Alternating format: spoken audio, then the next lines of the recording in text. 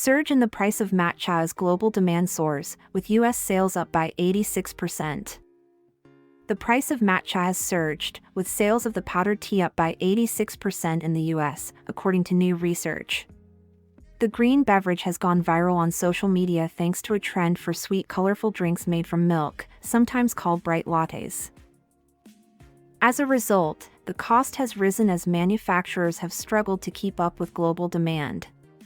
Market research firm NIQ says retail sales in the U.S. are up 86% from 3 years ago.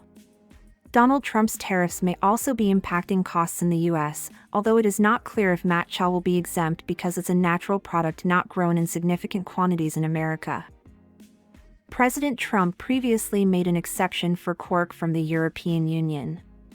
China has also raised prices because of labor shortages and high demand. Japan, one of the world's biggest matcha producers, suffered a reduction in output in this year's harvest owing to poor weather. Aaron Vick, a senior tea buyer with California-based tea importer G.S. Halley, claims he paid 75% more for the highest-grade 2025 crop of Japanese matcha, which will arrive later this year. He added that lower grades of matcha will cost 30% to 50% more. Chinese matcha, which is generally cheaper than the tea from Japan, is also getting more expensive, he added. Mr. Vick said, people should expect an enormous increase in the price of matcha this year. It's going to be a bit of a tough ride for matcha devotees. They will have to show the depth of their commitment at the cash register. Trump sends National Guard into another U.S. city, and hints at a third to come. Donald Trump has said he is sending the National Guard into the city of Memphis to fight crime, with Chicago likely to be next. The Memphis Safe Task Force will be a replica of our extraordinarily successful efforts in Washington, D.C., the U.S. president said on Monday, as he continues to use military force to battle urban crime. Officials from various federal agencies, including the FBI, Drug Enforcement Administration, DEA, Immigration and Customs Enforcement, ICE, and the U.S. Marshals Service will also go to Memphis, as Mr. Trump said, "We're sending in the big force now." He said there was virtually no crime in D.C. right now, after National Guard troops were deployed to the nation's capital last month and the city's police force was brought under federal control. Mr. Trump, who arrives in the UK for his second state visit this week, signed a memo setting up the Memphis operation in the White House. He was joined in the Oval Office by Tennessee's Republican Governor, Bill Lee, who, the president said, had asked him to intervene there. Mr. Lee thanked the president, who told him it will be your proudest moment, before adding, "We're going to be doing Chicago probably next." Calling Chicago a great city, Mr. Trump said, "We're going to make it great again very soon." The president told of a conversation he had with a businessman, who told him, "Sir, you've got to save Chicago. You can't let it go." Unlike Mr. Lee, Illinois Democratic Governor J.B. Pritzker and the city's Democratic leaders have criticized the idea, insisting the action isn't needed.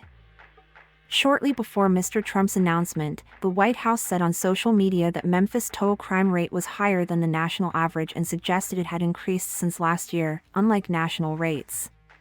But the city's police force recently reported decreases across every major crime category in the first 8 months of 2025 compared to the same period in previous years. Overall crime hit a 25-year low, while murder hit a 6-year low, police said.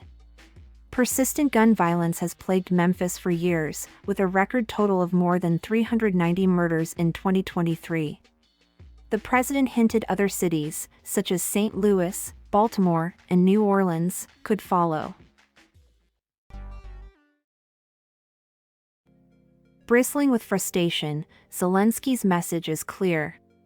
Ukraine's president has a very clear message for Donald Trump: you alone have the power to stop Vladimir Putin, and the time to act is now. Volodymyr Zelensky bristled with frustration at the failure of the Western powers to ramp up pressure on the Kremlin, even as the Russians escalated their attacks on Ukraine. Asked if the summit between Trump and Putin in Alaska has proven a mistake, he responded without hesitation that Putin is clearly not paying a price for his actions. He should have received a setback in this war and stop. Instead, he received de-isolation. He definitely wants to trick the US. He is doing everything he can to avoid sanctions, to prevent the US and Trump from putting sanctions on him, he said. Zelensky believes Trump is reluctant to put pressure on Putin because it might jeopardize attempts to end the war. But the Ukrainian leader argues this isn't the way to handle the Russian president. He understands force. That's his language. That's the language he understands. He doesn't speak many languages, but that's the language of force he understands, just like Russian, his mother tongue. Zelensky also argued Trump's emphasis on getting the Europeans to ratchet up economic pressure foremost by stopping their purchases of Russian energy, and by putting tariffs on other buyers like China and India was understandable, but that the world's superpower shouldn't wait for others to act. Trump has called on EU countries to end all Russian oil and gas purchases, and only then will he consider imposing sanctions on Russia. I think the US is strong enough on its own. They can make this happen quicker, and all that's lacking now is a strong sanctions package from the US, Zelensky said. Taliban orders complete ban on fiber optic internet in Afghanistan province. The Taliban has enforced an internet ban across swathes of northern Afghanistan to prevent immorality. Government offices, the private sector, public institutions, and homes across at least 5 provinces, Kunduz, Badakhshan, Baghlan, Takhar and Balkh, have been disconnected, although mobile networks still work. Local media reports as many as 10 provinces are impacted.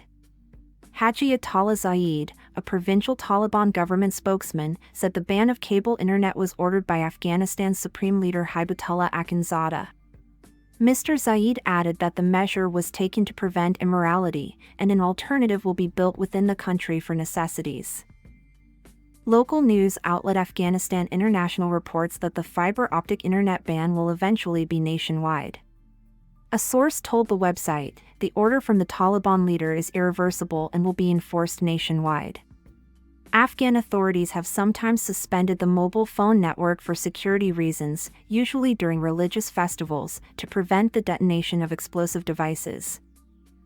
One Balkh resident told the Associated Press that blocking the internet is beyond my comprehension in such an advanced era, adding that mobile internet can be slow and expensive. He said, if this ban continues, it will not only be detrimental to my business but also to others because all our business is done on the internet. Some analysts have warned the move will further curtail the ability of girls to seek education, as some have turned to the internet since the Taliban returned to power. It marks the first such ban since the Taliban seized power in Afghanistan after the withdrawal of US and Western troops in 2021. Mummies found in Southeast Asia could be world's oldest, scientists say. Scientists have found what could be the world's oldest known mummies in Southeast Asia, with some of the preserved remains believed to date back 12,000 years. Researchers found human remains that were buried in crouched or squatted positions with some cuts and burn marks in various archaeological sites across China and Vietnam. Other remains were found in the Philippines, Laos, Thailand, Malaysia, and Indonesia. In a study published in the journal Proceedings of the National Academy of Sciences, scientists revealed the bodies were likely exposed to heat and suggested they had been smoke-dried over a fire and mummified. Study author Hirofumi Matsumura, with Sapporo Medical University in Japan, said the practice allowed people to sustain physical and spiritual connections with their ancestors, bridging time and memory. While mummification can happen naturally in places where conditions can stop decomposition, various cultures also mummified their ancestors through embalming to honor them or send their souls to the afterlife. Egyptian mummies are the most well-known, but some of the oldest known mummies were prepared by a fishing people called the Chinchorro about 7,000 years ago in what is now Peru and Chile. In modern times, indigenous communities in Australia and Papua New Guinea also smoke dry and mummify their dead. Rita Perodios-Sterna, a human evolution expert with Uppsala University in Sweden, expressed some doubts about the study, saying that the dating methods used could have been more robust.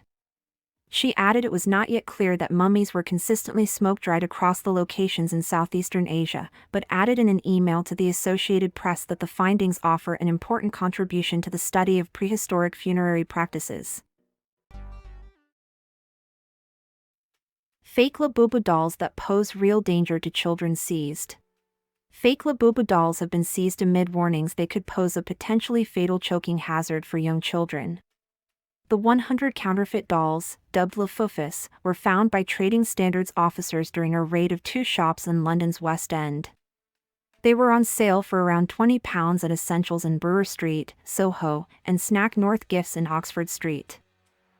Most of the Chinese-manufactured items discovered had missing or non-compliant labeling. They were found to have feet that easily detached and eyes that popped out, Westminster City Council said. The choking hazard posed to young children made them an offense under toy safety regulations, it added. Labubus are Chinese-made cheeky-looking, sharp-toothed soft toys resembling a bear that can be fastened to bags. They were created by Hong Kong illustrator Kaixing Lung, who published an illustrated book series in 2015 called The Monsters, in which the female characters are featured. Made popular by Chinese toymaker Pop Mart and promoted by celebrities across the globe, their popularity has surged, with them tipped to be a best-selling toy this Christmas. Genuine Labubus have high-quality packaging, clean, precise detailing and consistent paintwork, official Pop Mart and Kaixing Lung markings, and can retail for hundreds of pounds. The counterfeit dolls often have twisted limbs, misshapen heads, or the incorrect number of teeth. Genuine Labubus have 9.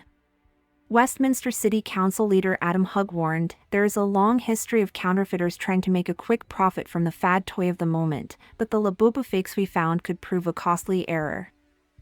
They are badly made and, like all counterfeits, have a habit of falling to pieces quite quickly.